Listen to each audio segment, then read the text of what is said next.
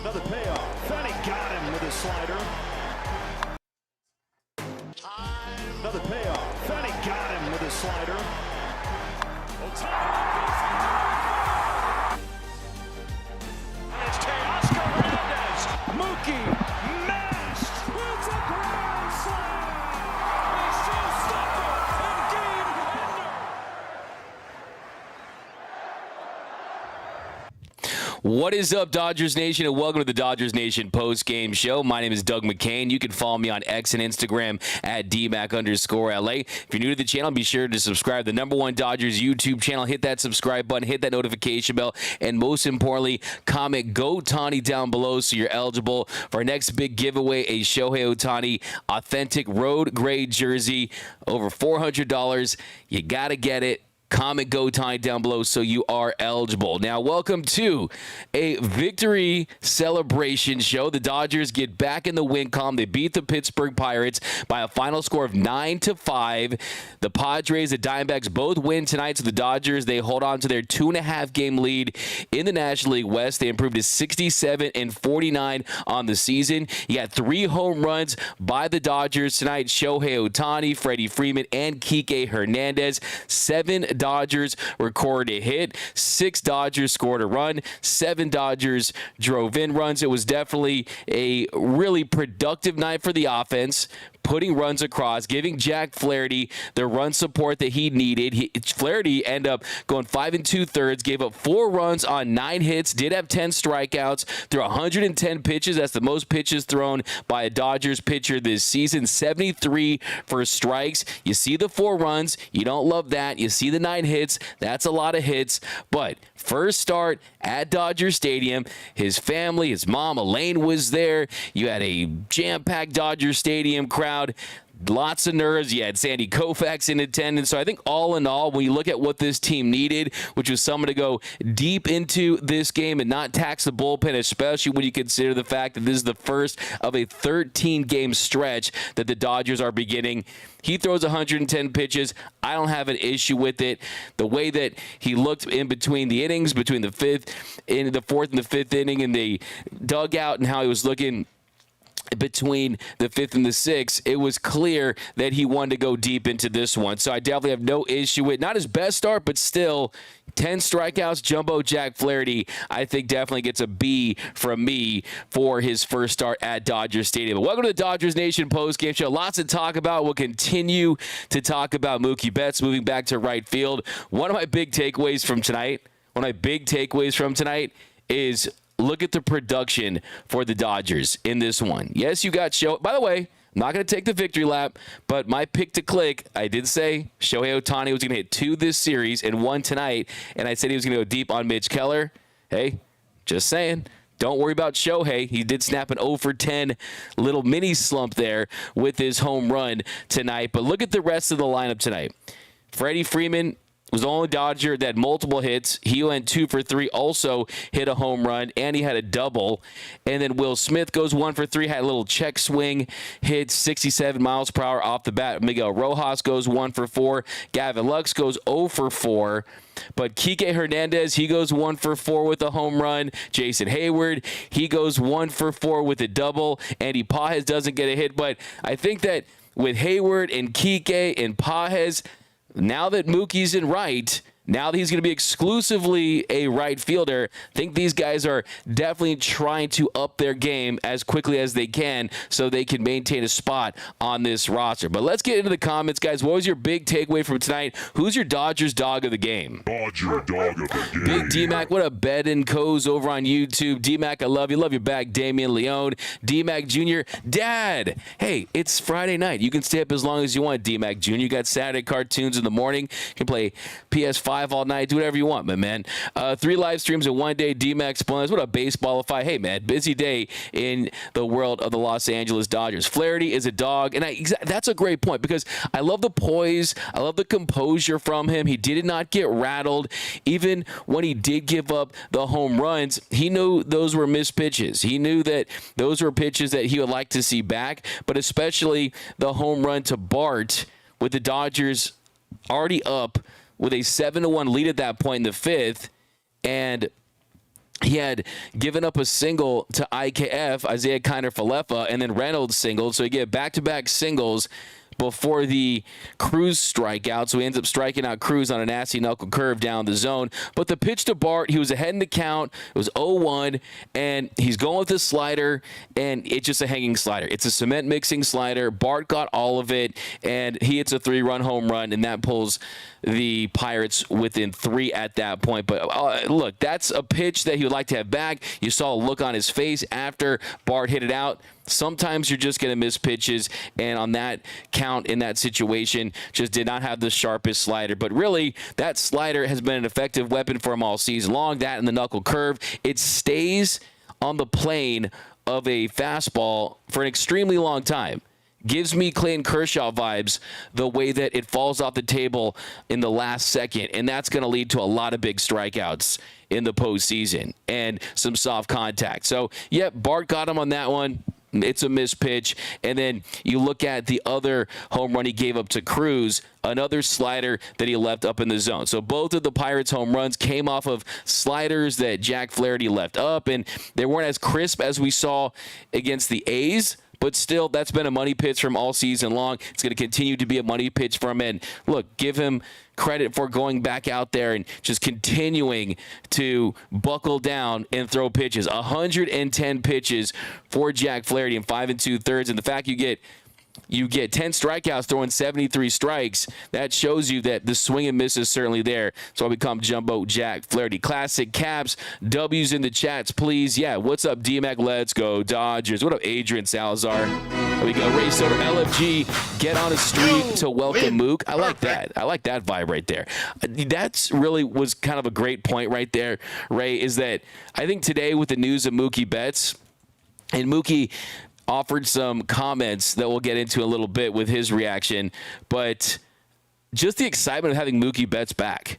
And that, to me, is something that this team has lacked. Shohei goes up there, hits bombs, he's unreal.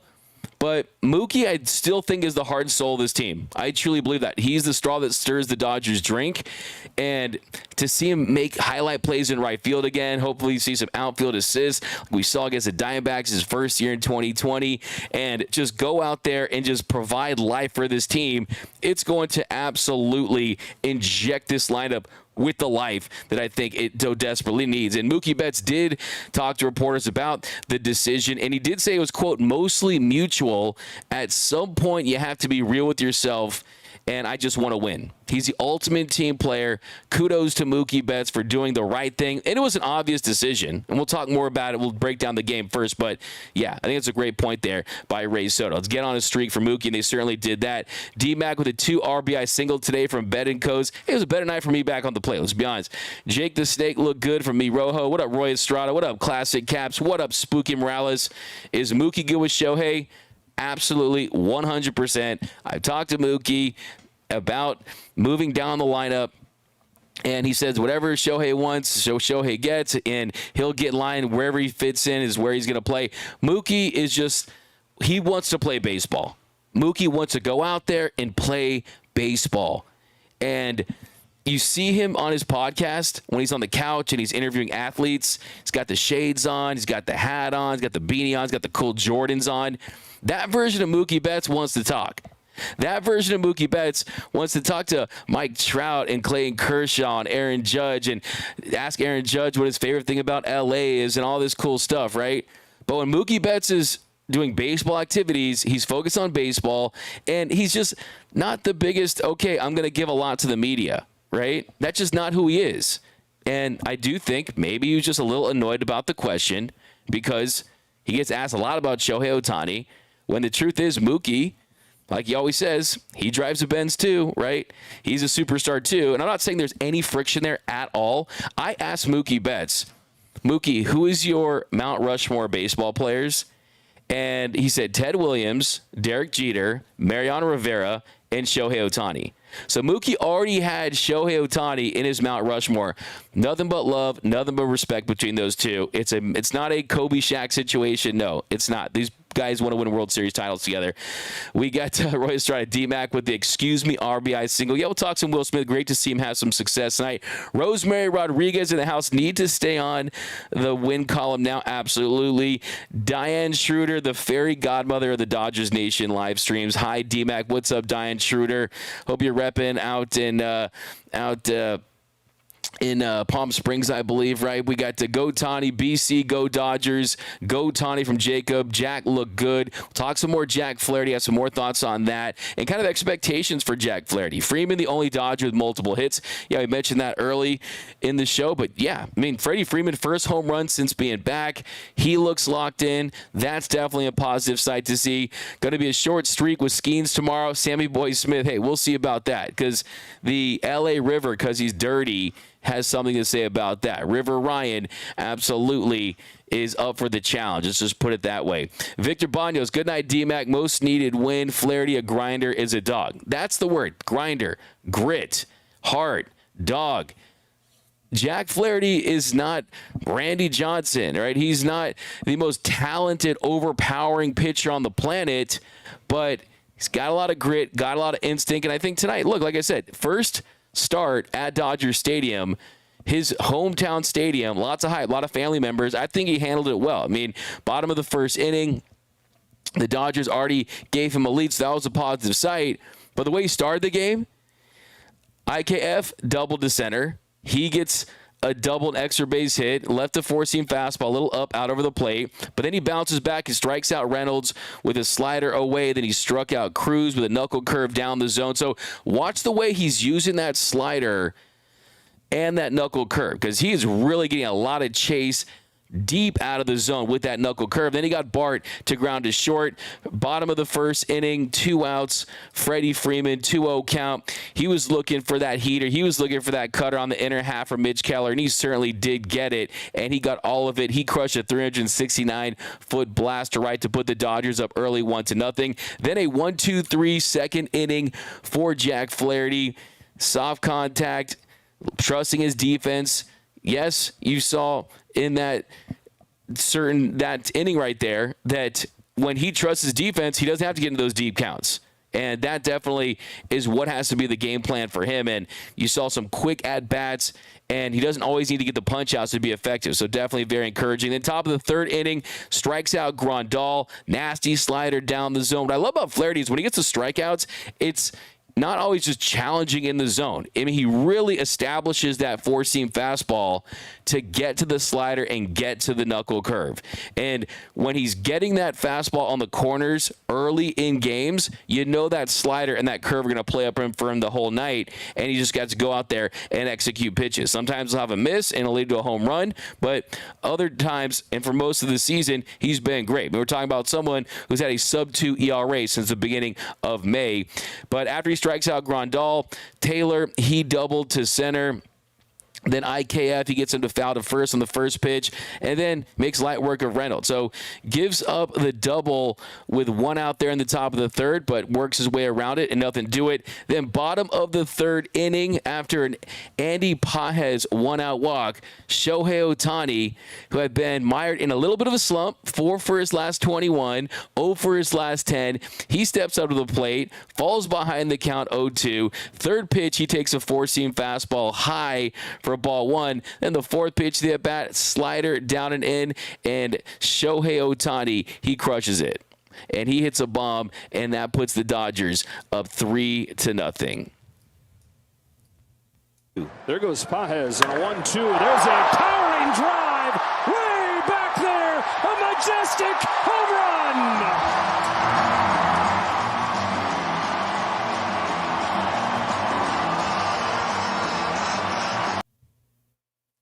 So how about you guys? That really just kind of felt like, okay, another one of those welcome to being a Dodger moments for Shohei Ohtani. Because not only does he hit a blast, you got the legend, 88-year-old Sandy Koufax, the left arm of God, standing up and giving you the ovation, playing in front of a sold-out Dodger stadium. And that is the magic of having Shohei Ohtani on the Dodgers, is he's going to be playing in the postseason, hopefully, okay? Still got a lead in the NL West. Still getting guys back. Feel pretty good about their chances. I mean, after the trade deadline, they had the highest odds of winning the World Series. So let's not panic and act like they're going to lose the division now or miss the postseason. But his impact is unbelievable. You heard Joe Davis point out during the broadcast, the Angels' attendance on the road went from 5th last season to 29th this year. And sure, Mike Trout's out. That has something to do with it. But the truth is, the Ohtani effect is real. The Legend Blazers were fire. Roy Estrada, I love those Legend Blazers. I don't know if you guys got a chance to see Dusty Baker. By the way, congratulations. Legend of Dodger baseball, part of that 30 home run quartet in the late 70s. Hall of Fame manager. He had the interlocking LA on the chest. Kurt Gibson was there. Fernando, Oral Hershiser was really cool. Manny Mota was there. Manny Mota, friend of the show. He was there. So those Blazers were awesome. I totally agree. Bonda is a keeper. Phillips is getting better. We'll talk about them soon. Victor Banez, but I really do like what I see from both those guys tonight who pitched scoreless frames. Hudson allowed a run there in the 9th inning, but still, all in all, the bullpen, they pitched well. Hate to lose Jay Hayes' glove. Oh, well, from Ray Soto. Not moving, kicking, moving Mookie to right field. So May Rojo says that Mookie's not moving. He was kicked to right field. So thoughts on that? We'll break down this game first, but Kiké's hot streak continues. That's from BC.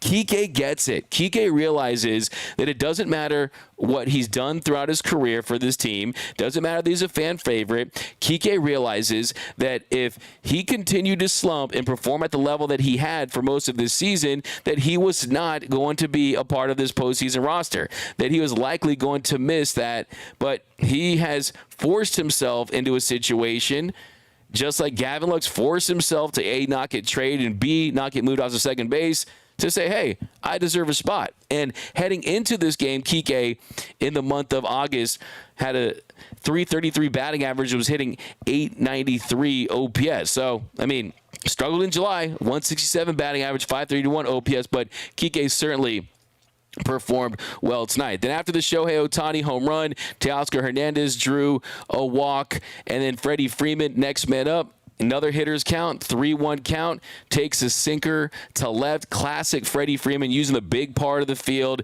stays locked in, gets that part of the bat on it. That put the Dodgers in a great situation. Runners on second and third with Will Smith at the plate. Will Smith, we've talked about his struggles. Will Smith certainly has been going through it, not just for this week, not just for this month, not just for the last couple months, but for a while, since the beginning of May. Heading into tonight, Will Smith was 1 for his last 18, hitting 59 heading into tonight's game, and Will Smith was able to get that excuse me check swing single to right, 67 miles per hour off the bat. That scored another 2 runs. The pair scores there to put the Dodgers up 5-0. Then Smith ends up at second after a Mitch Keller wild pitch. Then with runners on second with Smitty in scoring position, Gavin Lux, he strikes out at a 4-seam fastball in the inner half. And then Miguel Rojas, who's registered hits in both of his games back. He singled to left. That scored Smith. Dodgers up 6-0. And how about Miguel Rojas stealing second on the play? And then Kiké, he went down swinging with Rojas at second. Then top of the 4th inning, Jack Flaherty against O'Neal Cruz gives up the home run for the Pirates' first run of the evening. Dodgers still up 6-1 at that point. And then you did see some deeper counts. He was able to bounce back and strike out Bart swinging on a 4-seam fastball on the inside corner. Then Rowdy Tellez, he takes advantage of a fastball that was right in the heart of the plate. He singled to center, bounces back though. 10th pitch of the at-bat, a long, deep count at-bat to De La Cruz, and he gets him swinging on a 4-seam fastball right in the heart of the plate. So you saw strikeouts with the slider, the curveball, and the 4-seam. So very, very encouraging. And then Hayes, he singled to center. That put runners on first and second with Yasmani pass ball. Check that, Yasmani Grandal at the plate, and he strikes him out. He gets him to chase a 4-seam fastball up out of the zone to get out of that one. Then bottom of the 4th inning, Mitch Keller still out there on the mound. Leadoff double for Jason Hayward. Couple batters later, Shohei Ohtani, he flies to short. nothing doing there. But then Teoscar Hernandez with Shohei at second. He singled to right to score Shohei to put the Dodgers up 7-1. Then top of the fifth inning, Flaherty back out there, gets Taylor to strike out swinging. IKF single to center. Reynolds single to left. Back-to-back singles there. Then he strikes out Cruz swinging with a knuckle curve down the zone. Then Bart hits the 3-run home run. Then, look, 3 runs on 3 hits that inning. You get the run support. You're feeling okay about it. But in bottom of the fifth inning, Kiké Hernandez, this had me laughing. This had me dying. After Will Smith drew a leadoff walk, so he gets on base again, and a Lux pop out to short and a Rojas strikeout. Kiké up there with Smitty on first. He falls behind the count. This is the at-bat of the night. This is the at-bat of the night for Kiké Hernandez. He falls behind the count, 0-2, takes a ball, then fouls off 5 straight pitches, takes 2 more balls. Then on the 11th pitch, the at-bat, he hits a home run to left to put the Dodgers up 9-4. So Kiké Hernandez, look at this home run right off the glove of the cameraman there in left. On the 11th pitch, Hernandez corks a line drive to deep left field. Reynolds to the wall. It's off his gloving. Back in play or gone. It is gone. Wow. An 11-pitch at bat ends in a carom of a. So good for Kiké Hernandez getting a home run there. And then top of the 6th inning, Jack Flaherty back out there, draws De La Cruz up at the plate. He draws the leadoff walk, gets Hayes to fly out to right. Then he strikes out Grandal swinging for the 3rd time of the night. Then after he gives up the single to Taylor, Bonda comes in and he gets IKF swinging. He actually gets him looking on a changeup down the zone. And then the Dodgers offense didn't need much then, but you got really nice appearances from Bonda, who came back out there, gave up a hit in the 7th, but also was able to get a book-ending strikeout to end that one. Then he gets Phillips. Then Phillips in the 8th goes 1-2-3, and then Hudson, he gave a run on the single to Cruz, but still, good night for the bullpen. Didn't have to cover as many innings as they've been used to covering, and good night for the Dodgers. But now let's open up to you guys. Give me your big takeaways for tonight. I think Jack Flaherty was solid. I truly did. I think that Jack Flaherty might not feel like that ace that you want him to. Like, he's not the Max Scherzer in 2021 type, right? He's not that guy, if that's what you're expecting. But he certainly is pitching on a top 10 level this season. He's exactly what this Dodgers team needed as far as someone that can go deep into games. For his year, 13 of his 18 starts, he's gone at least 6 innings. So it was a rare occasion to not see him go at least 6, but he got very close in 5 2/3. He threw 42 four-seam fastballs, 34 knuckle curves, 32 sliders, and 2 changeups. The velocity was slightly down the four-seam fastball, but the spin was up. So the pitch mix was there. It was consistent. I thought that he did a great job, all things considering. Now, I think I will say, though, if we get the version of Yamamoto that we saw against the Yankees, I think Yamamoto is your Game 2 starter.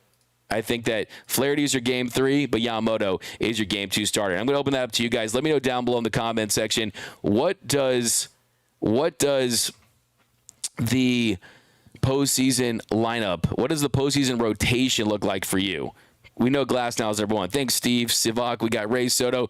Will be going deep into October. We got Brown, Guy Ridge, 4-9. How do you feel about some of the bullpen struggles recently? I mean, a lot of them are a byproduct of the starters not going deep into games, but they need to get better. They need to throw strikes and get outs and be more effective. Joe Kelly was god-awful in his last appearance, but tonight was definitely good. You called 10K. Oh, this is Graham Farmer. He said, who called 10Ks? Oh, yeah, me. Graham Farmer, give you your credit. He did on the pregame show. Give you win. Thanks, Larry Mullen. You're the man, too. D-Mac, what up, dog? What up, Cowboys? 5 rings. What up, Craig Osterberg? Jack Flaherty, 110 pitches is a lot. It's definitely a lot in the context of 2024 Major League Baseball. There's no doubt about that. But a couple things to consider here with Jack Flaherty is that, 1, the Dodgers are beginning a 13-game stretch. 2, the bullpen has been overly taxed since the beginning of June. They have only thrown 15 innings or so less than their starting pitchers. It's been almost even And you just can't have that. That's not sustainable. You need to find a way to have your starters eat innings. And, yeah, sometimes it's going to impact the ERA. It's going to impact the pitch counts. It's going to impact the peripheral numbers. All that stuff is definitely going to be impacted. But still, that's what you need. And sometimes starters are going to have to wear it. And this time with Bart, just hit a 3-run home run in that situation. But, I mean, first start at Dodger Stadium, 110 pitches. I mean, did they have the baby picture up on Dodgers Vision? I think that was really a dream come true start for Jack Flaherty. And let's not forget, Jack Flaherty was and is the best Dodgers pickup in years at the trade deadline, and he's without question the best starting pitcher that was dealt at the deadline. Did you guys get a chance to see our friend Garrett Crochet, who got absolutely rocked tonight against the Chicago Cubs? Crochet tonight against the Cubs, I mean, they absolutely teed off on him. He went 2 1/3 innings, allowed 7 runs on 9 hits, gave up 4 home runs on 67 pitches. So, hey, I mean, who knows? Maybe the White Sox will just send him down, service time, manipulate him, because he absolutely tanked his trade value the second that he leaked that he would only pitch with an extension. So, yeah, I mean, how about that? Jack Flaherty definitely had a much better day than Garrett Crochet did for the White Sox. But here we go. Some more of your takes here. Welcome to the Dodgers Nation post-game show. Dodgers beat the Pirates tonight. They get the win, 9-5, still 2.5 games up in the National League West. We got BC happy that Freeman's average is back above 290 and his slug is above 500. Yeah, great to see another big night for him from the slug standpoint, because that's really when he's at his best, is when he's not trying to slug, which he never does. He sticks to his routine. But last year, 29 home runs and 59 doubles. That was peak Freddie Freeman. Last year's Freddie Freeman with the Dodgers was better than any Freddie Freeman with the Atlanta Braves. And to see him hit his 17th home run tonight was absolutely a pleasant sight to see. Also, it hit his 28th double. So, yeah, that's a great point, because it's only going to get better when those lefties are split up at the top of the order and Mookie's batting in between them. And with Teoscar at cleanup, too, I think this would be good, too. Carlos C. Perez, D-Mac is smiling tonight. Ohtani smash. Mookie's back in right field and free Jumbo Jack. Exactly. And how about the Bonda Express, too? Getting our Bonda Express on as well. We got BC. What does it take to get him to move down the lineup? We got Ang says glad Roberts came to his senses and put Mookie out in the outfield. We'll talk. We're gonna dive fully back into that in a second here. When I see Baker, this is true, Ray Soto, and I'm the same way a little bit. I mean, I know my Dodgers history as good as anyone, but when I do see Dusty Baker, I think of the toothpick in the mouth, and I think of the Giants, Houston too. But Ray Soto says when I see Baker, I see San Francisco and Houston. I'm too young. But yeah, I think it's important to remember that he is truly a legend of Dodger baseball. We got Ohtani, we got D-Mac playing hurt, Mr. Marty Man. Absolutely. I mean, I think Will Smith, who's close to 100% for sure. Mr. Classic, D-Mac, your sweet prediction is 1-0. Hey, tomorrow's the big hurdle, though. Tomorrow they're going up against the big dog in Paul Skeens. I'll be at Dodger Stadium. If you guys are too, look for me. Delirium 9, it's another apocalyptic election year, which means the Dodgers will win it all in 2024. Does Reynolds get an assist for that? Royce absolutely gets. I mean, Brian Reynolds on the home run for Kiké Hernandez certainly did his part to get it to the cameraman there in the bottom of the 5th inning. But really, you got to give it to Kiké. Homering on the 11th pitch of the at-bat, that's quite a bomb right there. So, yeah. But Jack, I mean, I just think that tonight was special. Jack Flaherty in front of Sandy Koufax, in front of his family at Dodger Stadium, wearing 0. Thought that was really cool to see him go out there, have 10 strikeouts, double digits, get some run support, give the Dodgers offense a lot of credit tonight for showing up the way they did, giving him exactly what he needed. And I think that we've seen so far that with Jack Flaherty, this rotation has some stability in it with Tyler Glass now and Yamamoto coming back. And I think I'm very excited to see what we get from River Ryan, because I think River Ryan sees tomorrow as, all this hype around Paul Skeens. River Ryan is a dog, man. River Ryan definitely has got that fire and intensity for sure. But It was the Ohtani comeback game. He ends his slump. That's a big takeaway. A nice smile from Will Smith. Check swing. Single there to score 2 runs. Just a great win today on both sides. How about the defense of Miguel Rojas, too? That's another thing I wanted to point out in this one, is Miguel Rojas' defense, when Bart grounded to short there in the first inning, I mean, it's going to be one of those things that we're going to look back on. And by the way, I've been screaming from the highest mountaintops, keep Rojas at short for this whole season. But I think what's so special about this whole process is the fact that Rojas earned this. And it was just because of what he did with his glove. It's what he did with his bat in his opportunities this season. But we're going to look back in a couple months from now and think, oh, my goodness, it was a freaking no-brainer. A no-brainer to put a Gold Glove shortstop. And yes, Miguel Rojas has never won a Gold Glove, but you know he plays Gold Glove caliber shortstop in that spot where he can thrive. And then Mookie Betts in right field where the defense is going to play, but also the bats. I think, yes. Look, here's the thing. Even if Mookie Betts doesn't play Gold Glove caliber defense at this stage of his career, which the advanced metrics say that he really doesn't, but still having said that, I mean, the wear and tear of that shortstop position was getting to him. And also, the lack of production in the outfield. I mean, since Mookie went down, Andy Pages, Mookie went down, he suffered a fracture of his left hand on June 17th. Since that day, Andy Pages has been 26% below average offensively. Jason Hayward's been 25% below average offensively. Both combined are hitting 93 weighted runs created plus. Kevin Kiermaier is hitting 188 this season. You needed pop. You needed offensive production in the outfield. Oh, and guess what? You're putting a top 5 hitter in the outfield mix, and now you have Teoscar in left, Mookie in right, Tommy Edman in center field. Let's ride. This team is going to go on a run. This offense is going to really start to pop once again, and the defense is not going to cause fits and give us trouble. Flaherty's outing from Kenny Chung, B- C+.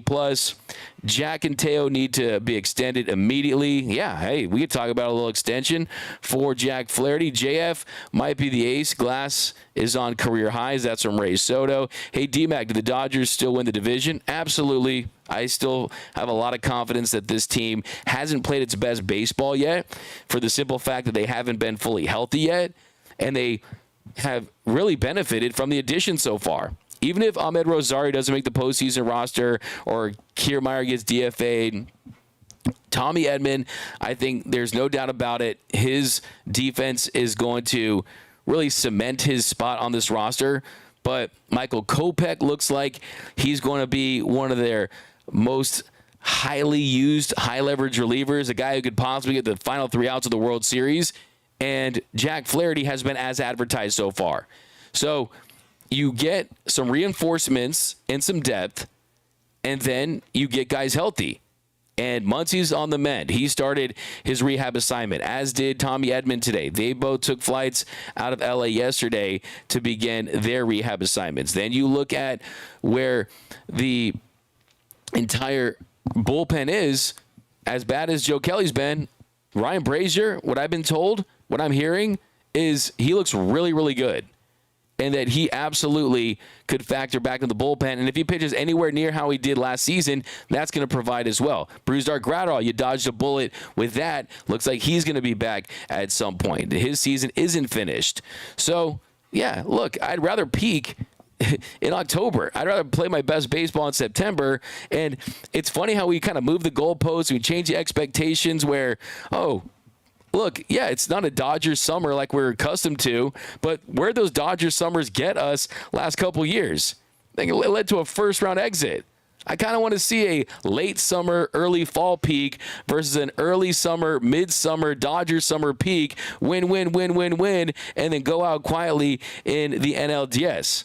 Switch it up, man. And I think that, yes, the injuries have forced that issue for sure, but still, I think that is a very different team compared to last year's team. Alex in the mix. Wish I could go to the game tomorrow. Yeah, I'm excited to see you skiing. $5 super chat. Appreciate you. We got you $5 super chat going right to the Teoscar Hernandez extension fund. By the way, I saw Andrew Friedman in the Dodgers media room a couple days ago, and I was like, it was after Hunter Wendelstedt made that terrible call, and I was like, Andrew, you need to make a trade.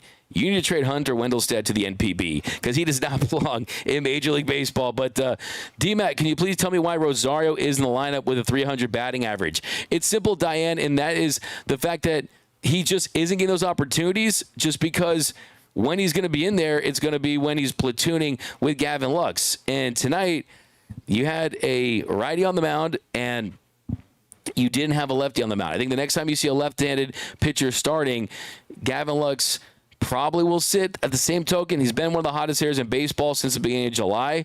Rosario should get some more opportunities. If it's not at second, you got to find somewhere for him to play.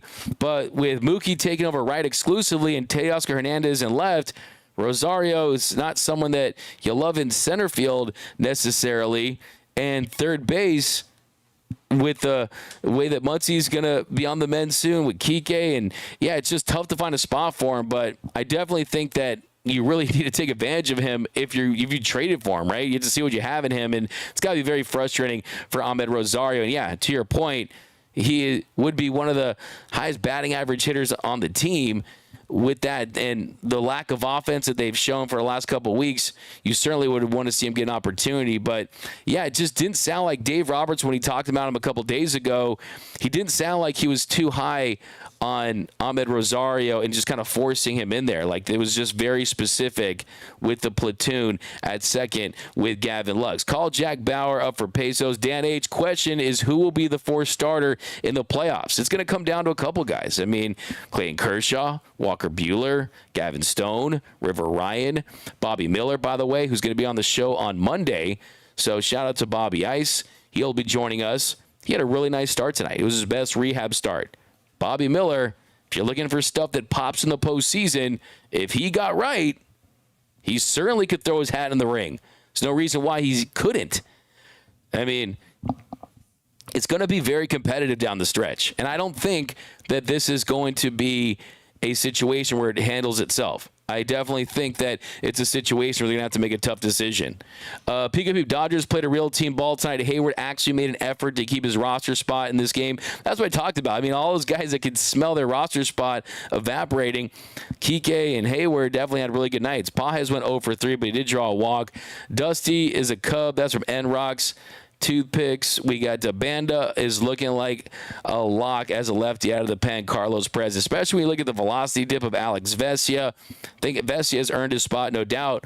But I love the 97 coming out of the hand of Anthony Banda. I love the pitch mix. I like the strikeout ability. For him, it's just commanding it and avoiding those walks. You saw a big walk the other night and definitely derailed his appearance a little bit, and he's able to bounce back, thankfully. But still, that's what you really need to do if you're him. You need to clean that up. But the Kermit won. D-Mac, hopefully the feelings over Facts era of Dodger baseball is over, and only the most productive players get on the field. Fire take. No doubt about that. That absolutely has to be the mentality. And that's why it could be very tough to have conversations if Clayton Kershaw struggles, if Gavin Stone struggles, if Walker Buehler struggles. You have to let these guys earn it. And that's why tomorrow's start, I mean, what if River Ryan goes 6 innings and has 10 strikeouts, outduels Skeens? Will it happen? Probably not, because Skeens is not from this planet. He's ridiculously talented. But I definitely think that stuff-wise, River Ryan doesn't take a backseat to a lot of guys on this team. He's very talented, has a lot of self-confidence, and he wants to be a part of this postseason mix. Anthony Keene, I feel the same way about Dusty, but he's one of Tommy's guys. Shame he managed our enemies, though. Exactly, Anthony Keene. All respect to Dusty Baker, man. Kiké is amazing for Mr. Classic. Robert Lasher. D-Mac, opinion Freddie retiring as a Dodger with X amount of rings. With the Dodgers, man, so a spot here. 3 more years after this. I'm going to say 2. I do. I think that the prime of Mookie, Shohei, and Freddie, you almost believe you just have to get 2 rings out of that. I would happily take 1. I really would. I want a parade. I want the first parade in L.A. since 1988. But, you know what? I'm feeling optimistic. I got some good vibes after this win. Let's take 2. River Ryan is deaf a dog from Diane Schroeder. Bobby Miller, we need you back ASAP. Get it together. Like I said, Bobby Miller had himself a really, really nice start tonight for Oklahoma City. And like I said, I got Bobby Miller on the show on Monday, and I'm excited to talk to him about where he's at and what he's hoping to do. He threw 58 pitches tonight and gave up no runs, had 6 strikeouts and 2 walks. It was his best start since he began his rehab. Definitely something positive to work on. Miggy Rose is shortstop from Spooky Morales. A river runs through it. Exactly. Rojas is a dog for sure. Hey, D-Mac, thank you to the San Diego Padres for River Ryan. Absolutely. Padres, you're the real MVP, man. And shout out to Matt Beatty, too. D-Mac, will Buehler or Miller be on the playoff roster? That's a good question. It's TBD. If Buehler comes back next week and is ineffective, which, by the way, he just had his best rehab start heading into this one, had retired 13 straight batters. At one point, gave up just 1 run on a home run.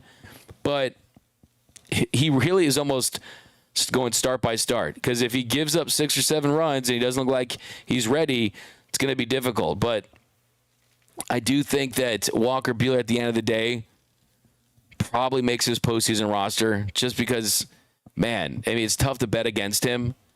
And with Bobby Miller, they still see him as a foundational starting pitcher for this organization for many years. So they don't need him up this year, but I would like to see both of them, because that would mean that you have high upside guys, but we'll see. Ask me in a couple days. Eddie Chavez, $25. My man, appreciate you, Eddie. Give you a comment of the show. We're in a good spot with Jack in the lineup at number 2. Yeah, no doubt about it. Absolutely. Who do you think will platoon with Miggy Rowe at shortstop? Really, Pibbles? It depends. I mean, it depends on what they're going to do with Mookie Betts in the long run. I mean, I think for me, this season, Mookie stays in right, and if he goes to second late in the pinch, that's fine. I don't want to see Mookie at short at all again for the rest of this season. If you look at all the defensive metrics, they all point to him not being a good shortstop, and I just want to focus on what he does best. But Tommy Edman is a switch hitter. Tommy Edman is going to play center. We'll see if Jason Hayward, if he makes this postseason roster, does he play center? Does Kevin Kiermaier find a way on this postseason roster? Does he play center? Kiké can play some short. Chris Taylor, when he makes back, he can actually play short a lot better than a lot of people realize. But Miguel Rojas is going to get a lion's share of it. And then we'll see, does Nick Ahmed make this team as well? Because Nick Ahmed really is not known for his bat. I mean, that's the reason why the Giants let him go. Defensively, he's elite too, but that really doesn't make a lot of sense. I think Nick Ahmed ultimately gets DFA'd. I think that's a pretty easy DFA candidate, in my opinion. But it's going to really come down to how healthy can Miguel Rojas stay. And in a perfect world, he's getting the lion's share at shortstop. But Rojas has been good playing for us. Looking forward to Edmund in the lineup. Let's go down here. This year is not the year. Come on now. We got to believe until it's not. Is CT3 through as a Dodger, Will A? I don't think so. Because, one, they owe him still close to $20 million. So there's that. So there's 20 million reasons why he still is a Dodger. Let's be honest. And then next season doesn't have any trade value at all unless the Dodgers want to pay down the vast majority of that contract. So, yeah, he's also well respected. They love him in the clubhouse. He's still versatile. He's had himself a down year, but no, he's not done as a Dodger. 1999, appreciate you guys are making it rain tonight. I love this. This from Josh Schuster. I think I can speak for everyone when I say tonight was so refreshing. Looked like good old-fashioned Dodger baseball. That's a great take. It really did. The offense came alive. You had 3 home runs. Perfect. I mean, this team loves to live on the home runs. You had a starter out there in Jack Flaherty making that home debut. The bullpen, they did their thing. Even though Daniel Hudson gave up a run late, still, you can live with that lead. But I really like the style of baseball tonight. Also, I mean, this is the thing, too. I mean, lots of guys were involved in this win tonight. I mean, only Dodgers that didn't get a hit tonight were Pages and Gavin Lux. 7 of the 9 Dodgers tonight, they registered base hits. Freddie's the only guy who got 2 base hits. But then also, look how many guys you had. 1, 2, 3, 4, 5, 6 Dodgers drove in runs. Shohei drove in 2. Teoscar drove in 1. Freddie drove in 1. Smitty drove in 2. Rojas drove in 1. Kiké drove in 2. Look at 1, 2, 3, 4, 5, 6, 7 scored runs. So, yeah, they all contributed to this win. And tomorrow it's going to be a special day at the Ravine. Paul Skeens going up against River Ryan. Let's do some walk-off shots, guys. A 3-show day here at Dodgers Nation. We got to K. Nobody can walk on both sides of the fence. K, I take a hard stance, man. What are you talking about? Jay Bullet. Rosario is going to lose his rhythm if you let. But yeah, I mean, I've never folded on my stance of Kibuki off shortstop. When every single person in the media thought it was this great story. I mean, go back and look at the YouTube videos. Go back and look at the reels. I mean, I have a reel that has like 60,000 likes where I'm saying have Mookie Betts move off his shortstop and put Miguel Rojas there full time. And look, I think certain things that there's multiple points of view, but I think kind of the hard stuff, you kind of have to really let it play itself out. What up, Mark Ortega? Appreciate you. I like the USA flag emojis, the heart emojis. We all heart our Los Angeles Dodgers around here. Kiké pulling a wild thing with the glasses, Anthony Keane. Like the shades. D-Mac starting pitcher tomorrow. What's up, Roach Killa 420? Give you a bruh. One of the last games Skeens started. Yeah, and how about this? Shohei Ohtani is going to go deep on Skeens. I called it against Mitch Keller. I'm going to call it against Skeens. Shohei going deep. I mean, tonight, the fact he's going right center again, it's a great sign. He's starting to lock in once again. Lobbying for Jerry Harrison to be on deck. Roy Soto. Going to try to get him on the show next week. But, yeah, he's been on the show before. I love Jerry Harrison Jr., man. He's awesome. He's great. Hot take, the lineup should be, this is from Jay Bullet, the lineup should be Mookie, Freddie, and Ohtani. So you want to still see Mookie at leadoff. I respect that. Hey, it's champagne problems, right? It's a good problem to have. This is from John Linton of the Super Chat, $1.99, a rainbow clapboard with the words behind the scenes. I like that. Can't wait till the Dodgers tee off on Skeens. Okay, so you're feeling it too. Rosemary Rodriguez, I want to see Shohei take Skeens deep again. Fire take. You gotta see it. Missing Muncie. We got Ohtani from Paul Nanny. Anthony Cortez, Dodgers played aggressive today, and that's what I love to see. But, guys, that is – here we go. Bilal K says, hey, if you pull my name and I win the Shohei jersey and put my name on it, I know the comments are up truth.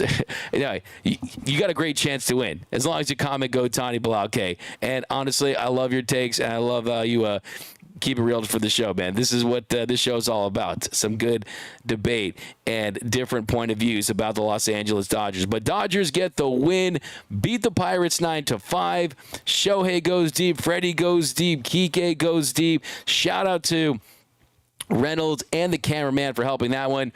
Jack Flaherty wins his home debut, proves at 9-5 on the season.